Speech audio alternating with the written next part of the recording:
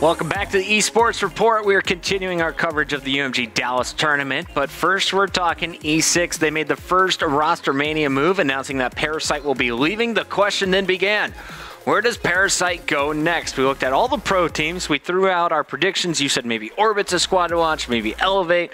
Rise Nation was a team. Even maybe Optic Nation. But everything is pointing now to Isolation. You saw Llama God, one of the starters on ISO on the Pro League side of things. He said it's ISO Parasite. He says he won't be around for the rest of the month. Maybe this is a temporary thing with Parasite, but it's looking like it might become a bigger deal. Just a few minutes ago, Dito then tweeted, going to have a few announcements regarding our roster, either tonight or tomorrow evening. I'll probably make a video about it. Probably. Dito, if you want to come on the ESR, we could probably talk in person. I asked him multiple changes, got no answer. But then a guy named Decimate Slays, that's right, Greg, you get your shout out with your Pac-Man photo. Greg. He said, and Silly dropped, and ISO Llama God maybe drop picking up Parasite COD. Shame ISO was a long-time team. That is a very true statement. Very long-time squad. We normally see a lot of people having success when playing together for a while and working on that team chemistry. That's something that we talked about, making ISO so important. How big of a loss is it to Isolation if they lose Llama God and Silly in the same day to pick up bigger names? I mean, it's kind of, to me, showing that Dito's kind of given up on that roster a little bit. After leaving SB, following COD Champs, came with these players, had a lot of trust in them, to qualify for Season 3. It happens, and then, they play with a sub and they finish top 8. Great job, in my opinion, with the best competition in the world. So, but does that get you thinking, what if I had even stronger partners, what could we do? I mean, you lose to OG, like, I don't care what roster moves you make, that ISO probably won't be able to beat OG with, like, the core players they have right now. I mean, like, they lost to OG. Let me take a look at it. I'm trying to find it. There it is. They lose to FaZe. Like, again, I don't care what roster moves you're really going to make. If you keep the core players, you're not beating FaZe, you're not beating OG. So they take maps off of them, which maybe got Dito thinking, oh, maybe, if I got this player, we could beat them, but it doesn't really matter. I think you're better off sticking with this team together and thinking long-term as far as the rest of Season 3, Season 3 playoffs, World Finals, Gfinity. Well, maybe picking up a player to fill in for Gfinity, but I don't drop Silly no matter what. I'll tell you that. 100%. I look at the pool option of players that are out there, and you can't replace the explosiveness that Silly has shown. He has been a dynamic player. He's had his off games, but so does everyone else in the league. I mean, he was one of the best hardpoint players, especially at Season 3 relegation. So, especially if you're taking 2 people out of that old squad now, it's a completely new team. It's like, it's not, you don't have that chemistry that you had with that first team that you were playing online tournaments with. It's a completely new team with 2 new players. I mean, it could work, but I personally don't see that happening, first of all, but it wouldn't work, in my opinion. Bad idea in my book. Yeah, very bad idea. There's an immense amount of players who are aggressive SMGs that can all do the same thing. Keep Silly. You have teamwork and chemistry with him. You go out and you get a strong BAL to compete with the top teams. That's your best way to combat them. I mean, you can have whoever you want really running an SMG. Get in your face like Royalty. He can do it. Silly, Havoc, they can do it together.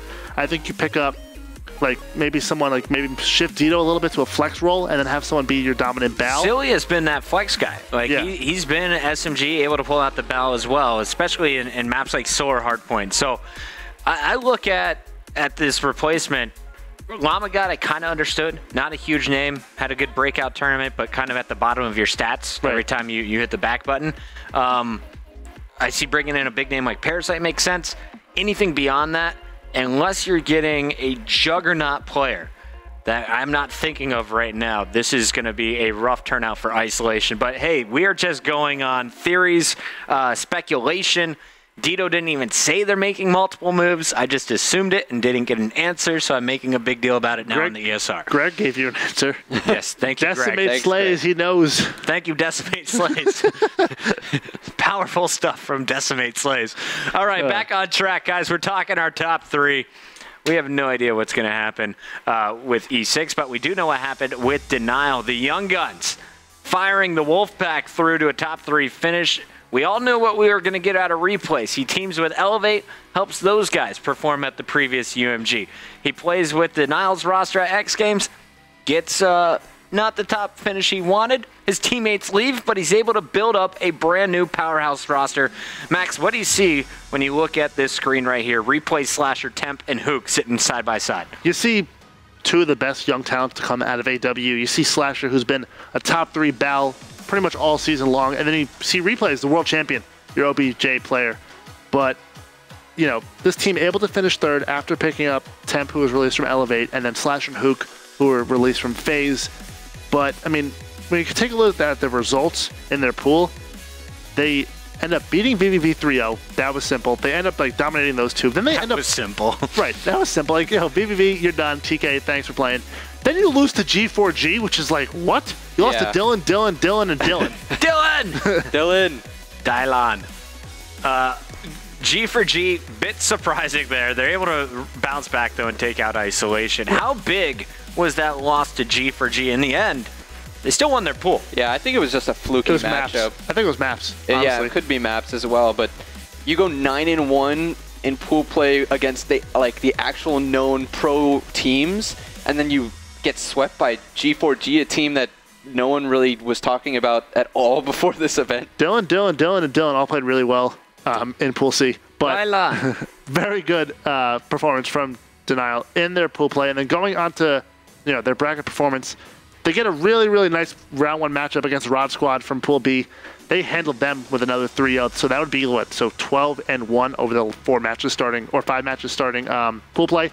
UMG Dallas, excuse me. And then they go on to 3-0 Epsilon, who upset OG.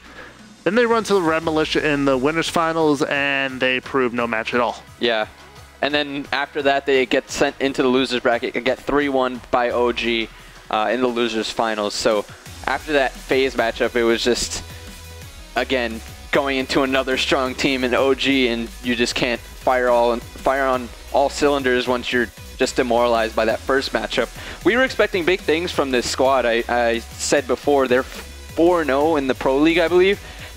Temp leading the squad in S&D KD during the Pro League with like a 1.67 or something like that. It was ridiculous. Right. And that team, we were expecting big things out of them, and we did. We got a 3rd place finish, which I think a lot of people were predicting to them to place in that. I nailed this right on it. Max, I think you had Denial as your 3rd place squad as well. Nah, I had Envy. I had Denial 4. Oh, no. My top 8 predictions were the worst thing I've ever seen. And then Maven, of course, had Elevate there.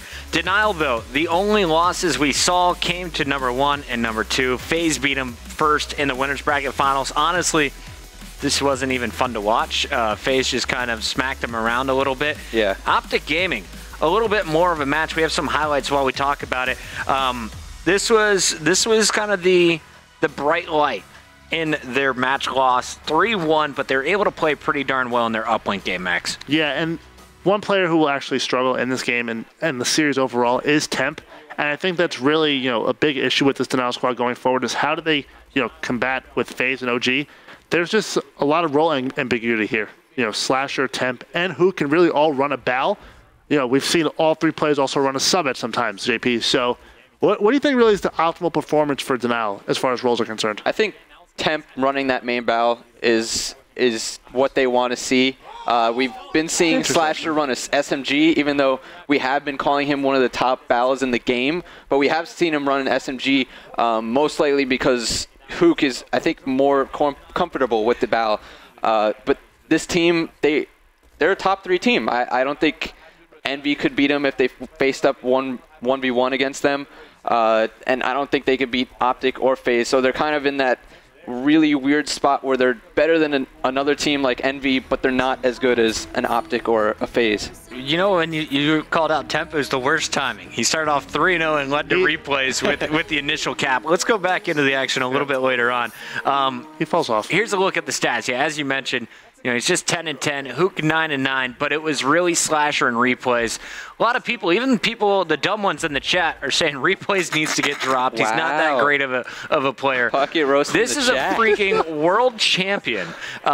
He's an objective player who has all of the team's points at this point in the game. Scump, able to answer back for Optic Gaming, but really, I was so impressed with the way Replays was doing this, and he looked fearless, just like he did against Optic Gaming back at Champs, always challenging with the ASM-1. You got the backup from Slasher as well, and I think this was kind of the key difference from denial of pass to the current denial. Slasher's not just the only battle on this squad, but he is playing at his top level, 17-10 at this point in the game. He was able to hang with Formal and the rest of OG. Yeah, I think what you need is Slasher and Temp both going up in the slaying columns, and then you have Replays going off with the caps, and who can do both, to be honest. He ended up with a 1.31 overall uplink KD during the tournament with 3.75 caps.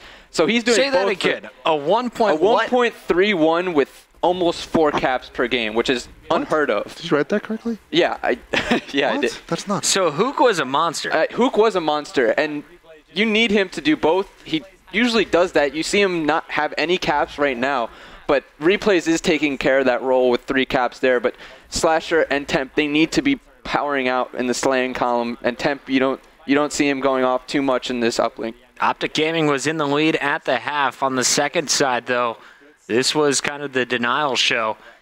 End of the day, they did drop down to Optic Gaming, but I think this was a pretty good matchup for them. Being able to take a game helps them out mentally going into the future Pro League matches. But you definitely saw some separation amongst our top 3. I think Denial is on a different tier now than what you're going to see from Optic Gaming and FaZe. And something important to point out is, like, Epsilon upset OG, and that technically Denial should have played OG, if Seeds prevailed in winners bracket round 2. But, I mean, even when you think about it, if they ended up playing and losing, they still would have had the same bracket run. They still would have probably ended up playing FaZe in the losers finals if OG would have beaten FaZe, in the world where the green wall wins. But, I think they're still, like you said, Puck, a top 3 team. But, I mean, what really is, like, important, like, for this team to fix going forward? Just get more comfortable with the SMGs. I think you're starting to see it. I think it's going to get better and better. Slasher really impressed me on maps like Biolab with his SMG skill. It seems he's getting more comfortable. You used to see it kind of when Slasher would struggle with the battle. He'd bring out the ASM-1. Now you're seeing it quite a bit out of Hook. Out of Temp. Hook is able to bounce back and forth depending on what is needed to be done. I think all you need from Denial, more slaying and great games out of Replays like you saw this week, and they'll be able to continuously finish in our top 3. Let's go ahead and jump out of the highlights here. As you see, it was Denial taking the lead and able to finish it off in that uplink. But at the end of the day, they lost to Optic Gaming. They finished top 3. JP, I know you dove into the stats a little bit, though. What were some of the things you wanted to highlight from this Denial squad? I was going to say definitely uplink, their best game mode at the tournament. Their best game mode currently in Season 3, I believe, too. But I mean, they also have a hardpoint record of 5-1 in the league, and it wasn't too good at this tournament at UMG Dallas. They were, I believe, 5-5, which is they split them 50-50, which was a bit surprising. Yeah, you split them 50-50, but those are the games that you really need out of the tournament. I mean, you go up 1-0, that is huge. That is like such a momentum boost that you really need if you're going up against teams like OG. Well, 2 of those losses in hardpoint came from Optic Gaming in that losers final. You had 1 of your losses come from FaZe. So 3 of your 5 losses came from the top 2 teams in hardpoint. And that's good. I mean, and they never really had to play a second hardpoint against anyone but Isolation and pool play. So I think they're able to get the job done against lower teams in hardpoint, but against the top caliber squads is where you're going to see a little weakness there. Yeah, they're just going to need that extra push if they want to try and beat someone like OG or FaZe. They just need that extra slaying boost. As you can see here, online versus LAN, we're going to have UMG Dallas KD for Temp is a 1.14 compared to his Season 3 KD, which is a 1.26. I believe that's second right behind Octane. That's a great tournament out of Temp. It's a top 10 KD. Slasher, 1.20. He led them in slaying columns most of the time. Yeah, Slasher had the 4th best KD out of anyone in the tournament. The only player to have a better one, Hook. 1.24. He dominant. I mean, every time we see this guy on LAN, he's just dominating in the slaying column and in the KD column. Those guys really need to show up on LAN and play well. I mean, everyone has to play well. If you want to beat OG or FaZe, you're going to have all players firing on all cylinders, playing well. You're not going to have one guy slacking off. You're going to need all four players to. These stats are ridiculous, though. I'm looking at overall KD. How do you drop a 1.4, a 1.2, a 1.24 and finish third place? Something is going wrong there on the objective end because you obviously see monster slaying getting done. Denial. I think they're still working things out, but that's just a little sample of their potential. Temp also with a 1.43. KD in Search and Destroy was the 6th best performance out of all players at the event as well. So Denial, some pretty good numbers, but my question is, do the numbers tell the full story? Let's look at the results card one more time. How hard really was this bracket for Denial? In my opinion, it's probably the easiest out of any of the teams we saw in our top 4. Oh, yeah, 100%. They probably have the easiest road throughout the entire tournament. Their loss to G4G is kind of just like what? Like, I don't know how that happened. But, yeah, they're losing into Isolation, but you really expected Denial to come out of this pool. This is probably the easiest thing to call, like, alongside FaZe and OG winning their pools as well. So, and then going into bracket play, you play Rod Squad, who was like, we all predicted them to fall 4-5 in the pool. And then you play Epsilon, who, you're like, well, thank God I didn't have to play OG round 2. I had to play Epsilon. They're 3-0 them. Then they run up against FaZe, the hottest team all tournament long. They get washed by them, and then they end up going against the green wall. Yeah, and if you see these matchups, you probably, this is why you see those big KDs out of those players. You have such a easy bracket, in our opinion, but then you face FaZe and OG, and that's where it's going to drop a little bit. But you're able to stack your KDs from all of those previous matchups. Solid performance from top to bottom from Denial. They finished top 3. You saw a little bit of hope against Optic Gaming, but as I said before, I think there's a little bit of difference between our number 3 squad and our top 2. Last question here, Denial's overall strength. What do you wish you saw from them? Obviously, their strength has to be their slaying ability right now, Max. Yeah, 100%. I think, like you said, Envy would have been a really great matchup to see how these two teams match up against each other, just because these both teams are a little unproven after picking up new players. I'd like to see them go up against Elevate as well. I think that's a squad that would be really interesting to see how they match up against. But other than that, I mean, I feel fine saying Denial's the 3rd best team in the game right now. I think that's a pretty fair resumption just based on the fact that we didn't see them play Envy, and they finished 3rd. Looking at Pro League, they're 4-0. I mean, they're one of 2 teams that's undefeated. They've only had 4 matches. It's the only reason they're not in first place. They're tied with Optic Gaming. Denial looking pretty solid. Losses there to FaZe and Optic Gaming. A lot of potential here. I think we're going to see them consistently in our top 3. Let's go straight into our top 2, though. No commercial break. We'll get right in to Optic Gaming. OG not winning the event. Let's just start there. Scump, Crimsix, Karma, and Formal have been on top of the game since champs. They've won every single event but UMG Dallas. How big of a loss is this for the Green Wall? It's, in my opinion, massive. You play, the team in the grand finals who, has been trying to put together rosters to beat you all AW long, and they actually do it. Falling to Epsilon 2 was like very shocking. Kind of like champs shocking with Denial in the first round as well. I mean, when you think about it, like they go 4-0 in their pool. They only drop 1 map to Dunkin' No Donuts, which is, Dunkin' No Donuts was the best team at the tournament, so that makes total sense. Then they lose to Epsilon, but then they go on like a massive loser bracket run. And honestly, this had shades of like some of the best loser bracket runs we've seen, in Call of Duty history. Call it UGC Niagara. Yeah, that was FaZe at AW Open. Trying to think of other ones. Nashville? Like FaZe at Nashville as well. So, OG trying to replicate what other past teams have done. Crim and Karma have both been on teams that have done that, but, they beat TK 3-0. They 3-1 Isolation. They 3-1 Envy. They 3-1 Epsilon again, and they 3-1 Denial. But then they can't do it against FaZe. Couldn't do it against FaZe. FaZe has all the momentum in the world right then. I disagree. I don't think this is a massive loss. I think what it is a massive wake-up call for the team. Yes, it's like, oh crap. It's like a deja vu from champs. I mean, they won 3 events before champs. They end up placing 7th at champs after losing in the first round of the winners bracket to Denial. It's the same thing here. They lose in the first matchup in the winners bracket against Epsilon. They aren't able to claw back to the winner's circle again. It's just a massive wake-up call. The one thing I saw was all of my tweets yesterday, today, it's just, Optic's just going to stop playing Counter-Strike Global Offensive and they'll get back into COD. Maybe they're a little distracted. I don't know if that's true at all, but I definitely know that splitting your time between multiple games is going to hinder your play in both. Yeah. I think Formal might be the only exception out there, able to win a tournament 1 week in game 1 and then go win a Halo tournament the next weekend. Yeah. Let's see him play CS. But I definitely loved that this happened. Yeah, I think because it was getting boring watching Call of Duty tournaments. X Games Let's be honest. versus FaZe, the most boring gold medal match of all time.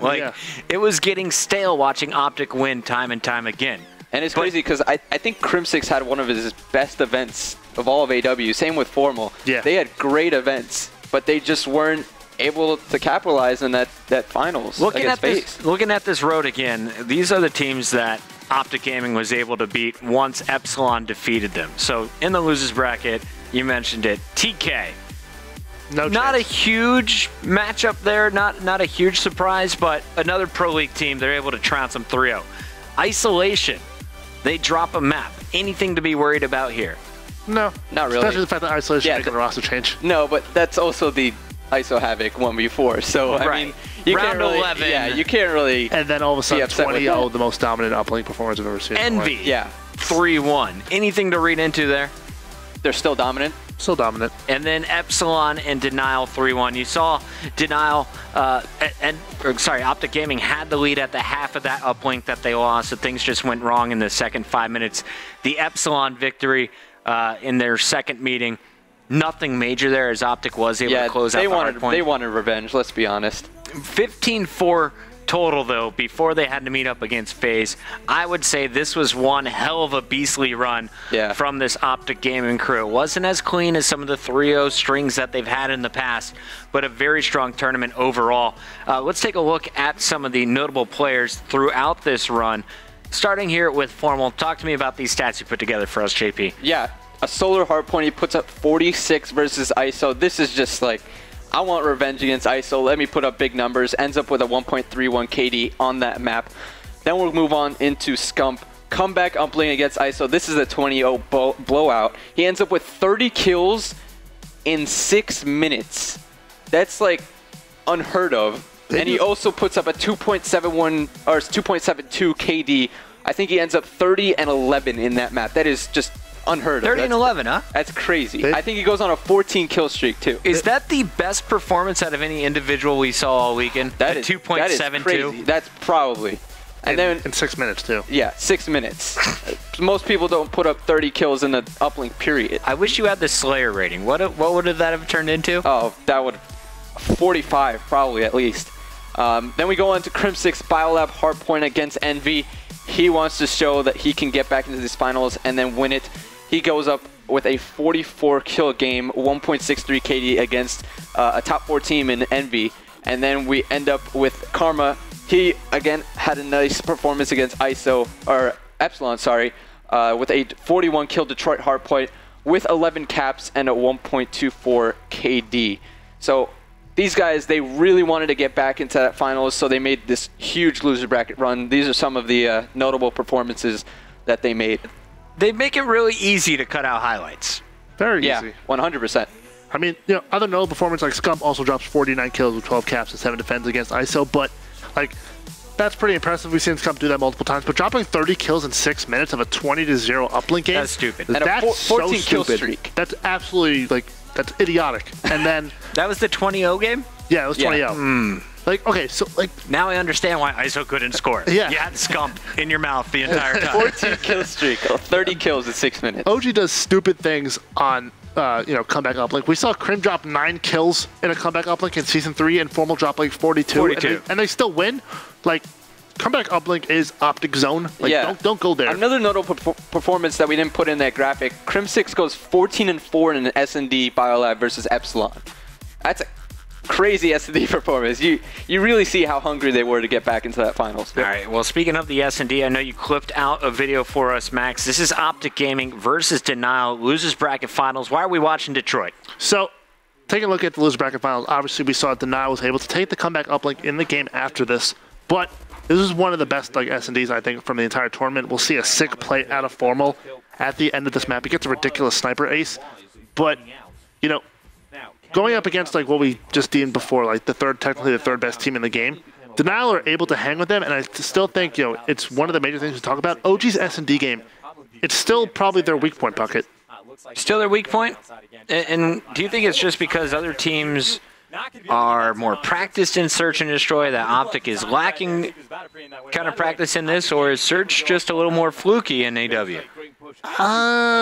Maybe it's AW. When you look at the roster, you have, you know, 4 of the smartest players in Call of Duty, especially like Crim, Karma, and Formal, all very smart S&D players. Like Scump will just kill anything, doesn't really matter what the game mode is. But, you know, I believe this goes to a 6-4. Yeah, Formal's able to clutch it with that. Well, not really clutch it, but gets a nasty sniper ace. But, you know, JP, what were the overall numbers for Optic Gaming and Search? Do you remember? I'm not too sure, but they all definitely Crim6. Crim6 had one of the best search tournaments I've ever seen. I think he ended up with 1.6 something over 11 maps. It was crazy. Crim6 really showed up in search and destroy. Yeah, 1.58. Oh, 1.5 from Crim6 and 11 maps. That's pretty crazy. damn consistent. So they go 6-5 in S&D. That's their worst game mode. Like when you take a look, they went 14-3 in hardpoint, still their best. And this is really nothing new. Like we've kind of seen Optic. If you had a weakness, you'd always call it out to be their search and destroy. Still a positive record though in the game. Yeah, I think the X factor was really Formal with a .81 S&D KD. When he shows up, that team does well, but with a .81 KD over the whole tournament. I think one of the things you're going to notice there is Formal used to be a lot more positive in searches back when he wasn't sniping full-time. Now that teams are not using overkill anymore, I think you're seeing a really tough situation. You have a sniper, you have a PDW. How do you get a kill if your opponent is playing opposite play style, trying to play it safe and never give you those clean shots? Yeah, I mean, it's a total risk because you have a sniper without really a secondary. It's a pistol. You're not really going to do too much with it. And you're playing against these passive players that know that you're going to be the one sniping. I mean, Formal is one of the most notable snipers in all of AW. Yeah, I mean, picking out this game as well, I mean, we could have showed any hard point that OG absolutely dominate, you know, or an uplink, but you know, them winning S&D is really crucial in a series because as teams get better, as teams improve their rosters to compete with OG and Respawn, really, OG would have to really fall back on S&D as being that backbone of the team, but it's not really, like, it's their worst game mode statistically. So as teams get better to compete against them in Respawn, they're going to need to improve their S&D game pocket or else they're going to really struggle, I think, going forward. JP, a lot of people in the chat are saying that the problem with Optic Gaming right now is Karma. He doesn't have the glory role. He's not sent out there to be a full-time Slayer, but a lot of people look purely at his numbers, and you'll see his overall KD for the event, a .85, according to the COD stats site. Yeah, that's disappointing. I mean, you expect something really, a really good event from that type of player. Karma, 2-time world champ, and a .85 KD. It's not like those to put that into perspective, yeah. TCM and Sharp are at a .84 right below him. Yeah, really. I mean, playing with Crim6, Scump, and Formal, it's not supposed to be impossible to go positive with them. I mean, we see FaZe do it. Everyone goes with over a 1.1 KD on FaZe as they win, especially Enable. Enable maybe he could be that comparable player with Karma. He's that flex type role, and Enable leads the team in S&D or in all KDs. And then, of course, you look at kind of the overall numbers. You compared Enable to Karma. 23 games for Enable, 31 games for Karma when it comes to, sorry, those are total caps.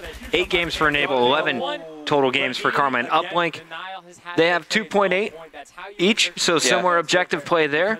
When you look at the hard points, you had Enable finish near the top, Karma finishing 30th overall, averaging, what is that, 8.4 caps per game in hardpoint. So he is doing the objective role, but I think you saw Enable just do it a little bit better throughout all weekend. Yeah, for sure. I mean, Enable was really consistent. We're going to talk about them in a little bit, but it's kind of hard because you have those 3 players in Crim6, Scump, and Formal, and to match up against any team with those 3 players is like, there's going to be a weak link. And for that tournament, it was Karma.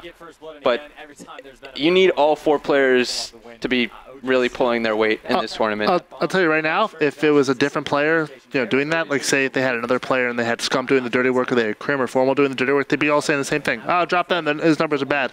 But he's doing the dirty work. What can you do about it? I also saw some drop Formal in the chat. He's currently 1-4, so people just look at the immediate numbers and make their predictions. Now, you've heard it from people like Merc. You've seen it from TP as well. Numbers don't tell the whole story. I feel like Karma is the guy who does the dirty work on this team.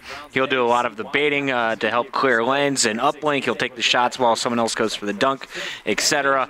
I don't know if he just had an off tournament or if the numbers just paint a bad picture. All I know is Optic Gaming finally lost, and they weren't as dominant this weekend as we've seen in the past. What the result or what is the cause of this, I don't know, but the team still remains #1 in the Pro League. They're 5-0. They finished in the money. They got second place here, and if you look at their record, first, second, first, probably if they're able to win Gfinity. The question is Optic Gaming now still the best team in the game, in your opinion, Max? I would be terrified playing OG in Season 3 from here on out. They're going to come out and absolutely dominate everybody. Krim 6 is going to be mad. Oh, yeah. Krim is like, Krim hates second. He goes like, damn, second sucks. But yeah, like I said before, it's just going to be a big wake-up call for them. Right. But, I mean, okay, so think about this, right? Champs wake-up calls as well, right? Yeah. So they end up dropping Nade for Karma, and they, like, okay, that was a great move. Like, we improved our roster. That's like, this is the best this roster will ever get. Right.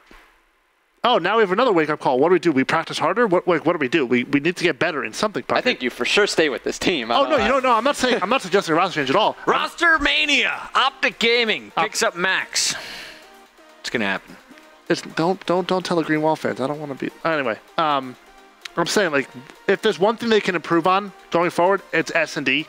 That's the one game mode they need to, like, fine-tune. Yeah. Just because if teams can compete with them in Respawn, which no team has really been able to do, in the sense of all of AW, it's going to be really important that their S&D game is on point.